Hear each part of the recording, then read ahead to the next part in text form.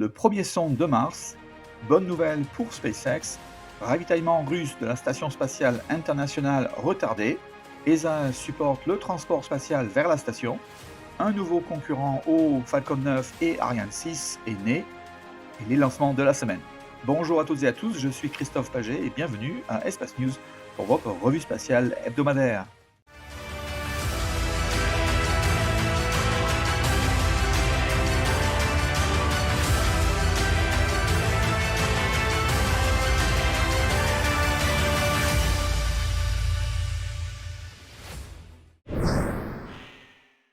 On commence cet épisode avec un vent martien qui a été enregistré voilà exactement 7 ans par l'atterrisseur de la NASA appelé InSight, le premier son que nous avons reçu de Mars.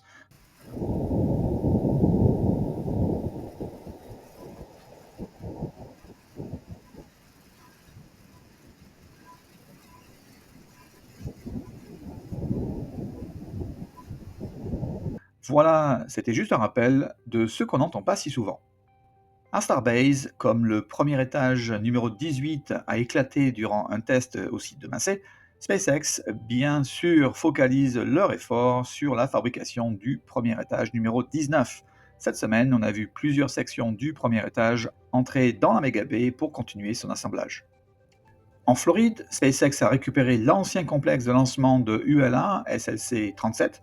Cette semaine, SpaceX a reçu l'approbation de construire et d'exploiter ce site après la revue environnementale positive par les forces spatiales américaines et le US Fish and Wildlife pour lancer jusqu'à 76 lancements par an. Ils ont déjà commencé le travail de construction de ces deux pas de lancement qui sera d'ailleurs exclusivement utilisé par le Starship. Le 27 novembre, Roscosmos a lancé une Soyouz 2.1A depuis son site de lancement 31 au cosmodrome de Baïkonour pour transporter 3 membres d'équipage vers la Station spatiale internationale sous la mission MS-28. Durant le décollage, la plateforme qui est utilisée pour supporter l'installation de la fusée a mal été rangée et a donc été endommagée par la poussée des moteurs de la Soyouz.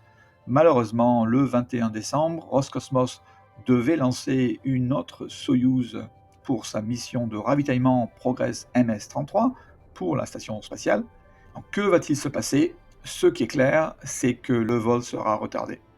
Ont-ils assez de nourriture, d'eau et d'autres produits nécessaires pour survivre à la station?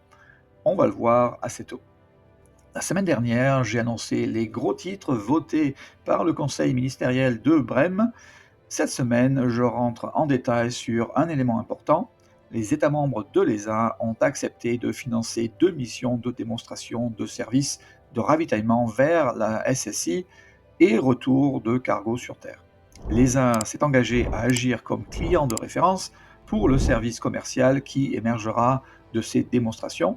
L'ESA a engagé des fonds pour acheter 4 vols de ravitaillement supplémentaires après les missions de démonstration entre 2030 et 2032. Cette initiative vise à développer un service européen commercial de transport spatial de fret.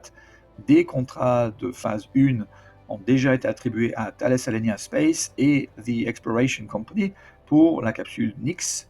La phase 2, visant le développement complet et premier vol d'essai vers la SSI, a été étendue jusqu'à la mi-2029, laissant peu de temps à son exploration sur la SSI, car celle-ci devrait être décommissionnée en 2030. Mais bien sûr, l'ESA mise sur des stations spatiales privées comme Haven 1 de VAST ou la station d'Axiom Space. Durant le conseil ministériel, l'Europe n'a pas acheté le budget sur l'étude de visite spatiale pour astronautes, mais plutôt souhaite se focaliser sur le vol spatial non habité. L'Europe prend de plus en plus d'initiatives pour avoir sa souveraineté spatiale à travers des compagnies privées, tout comme la NASA d'ailleurs. Landspace a conçu une nouvelle fusée Zhouke 3, un lanceur lourd à 2 étages, avec son premier étage entièrement réutilisable, fonctionnant au méthane et oxygène liquide, appelé Methalox. Elle a un diamètre d'environ 4,5 mètres et une hauteur de 70 mètres, pouvant mettre sur orbite terrestre basse des charges utiles allant jusqu'à 21 tonnes en mode réutilisable, ce qui est légèrement supérieur à celui du Falcon 9 de SpaceX ou même similaire à Ariane 6 avec ses 4 propulseurs à poudre. Elle a été lancée depuis le centre de lancement de satellites de Jiuquan en Chine le 3 décembre 2025. 2 ans seulement après la première annonce de développement de Landspace. Ils n'ont pas chômé. Le lanceur a atteint l'orbite comme prévu, une énorme réussite pour Landspace. Le premier étage est ensuite revenu au pas d'atterrissage avec une précision très impressionnante. Malheureusement, durant l'allumage de ces 9 moteurs TQ-15, la fusée a commencé à prendre feu et est devenue incontrôlable et s'est donc écrasée peu après très près de son site d'atterrissage. Voilà quelques photos des débris. Pour moi, Landspace va réussir à faire atterrir son premier étage, c'est juste une question de temps, comme cela a été le cas pour SpaceX et New Glenn. Ce succès positionne Landspace comme un concurrent majeur, non seulement de la CASC, mais aussi potentiellement de SpaceX et Blue Origin sur le marché mondial des lanceurs lourds réutilisables, si le monde décide d'utiliser ces entreprises privées chinoises dans le futur proche. Landspace reste néanmoins la troisième compagnie à tenter de faire atterrir son premier étage, donc bravo encore à Landspace. Le 28 novembre, SpaceX a lancé une Falcon 9 depuis la Californie pour une mission multisatellitaire Transporter 15 avec près de 130 satellites à bord.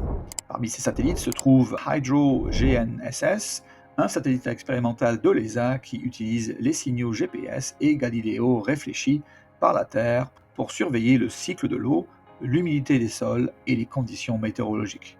Il contient également Irid Spatio, qui est une future méga-constellation italienne de surveillance de la Terre, et ICI Global, une constellation finlandaise de microsatellites radars qui révolutionne la surveillance de la Terre.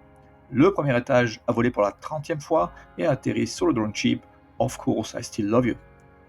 Le 30 novembre, CASC a lancé une longue marche 7A depuis la Chine pour sa mission Shijiang 28. La charge utile est un satellite prototype de technologie spatiale avancée et hautement confidentielle. Le 1er décembre, SpaceX a lancé une Falcon 9 depuis la Floride pour une mission Starlink groupe 686. Le premier étage a volé pour la 4e fois et a atterri sur le drone ship Just Read the Instructions. Le même jour, Arianespace a lancé une Vega C depuis Kourou pour sa mission CompSat 7, un satellite d'observation de la Terre à très haute résolution fabriqué par l'Institut sud-coréen KARI pour le gouvernement sud-coréen.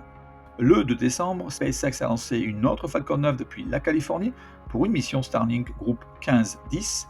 Le premier étage a volé pour la 20e fois et a atterri sur le drone ship Of Course I Still Love You. Le même jour, SpaceX a lancé une Falcon 9 depuis la Floride pour une autre mission Starlink, groupe 695. Le premier étage a volé pour la 25e fois et a atterri sur le drone ship A Short Full of Gravitas. Le 3 décembre, Landspace a lancé sa fusée Zhuke 3 depuis la Chine pour son vol inaugural. La charge utile était un satellite de test et a bien atteint son orbite. Le premier étage a volé pour la première fois et s'est écrasé de retour sur site.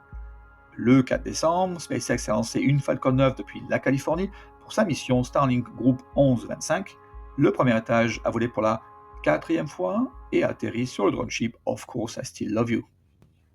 En résumé, du 1er janvier au 4 décembre 2025, 287 fusées ont été lancées avec succès. Sur ce total, 182 provenaient d'une entreprise américaine. Parmi cela, 114 étaient des missions Starlink de SpaceX, 76 de Chine et 6 de l'Europe. Je vous quitte cette semaine avec une image du télescope spatial James Webb des étoiles Wolf-Rayet APEP, un système binaire connu pour produire des grandes quantités de poussière dans la constellation de la Règle, près de 8000 années-lumière de nous. L'image a révélé 4 enveloppes de poussière en spirale autour des étoiles, alors que les télescopes précédents n'en voyaient qu'une seule. Les données de James Webb, combinées avec celles de l'Observatoire européen austral au Chili, confirment que les deux étoiles Wolf-Rayet se croisent tous les 190 ans environ.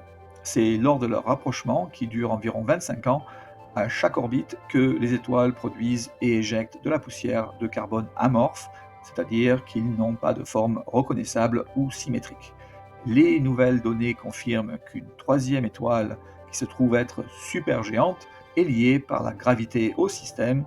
C'est elle qui crée des trous ou des entailles dans les coquilles de poussière en spirale. Merci d'avoir regardé votre chaîne Espace News. À bientôt pour un nouvel épisode de votre actualité spatiale.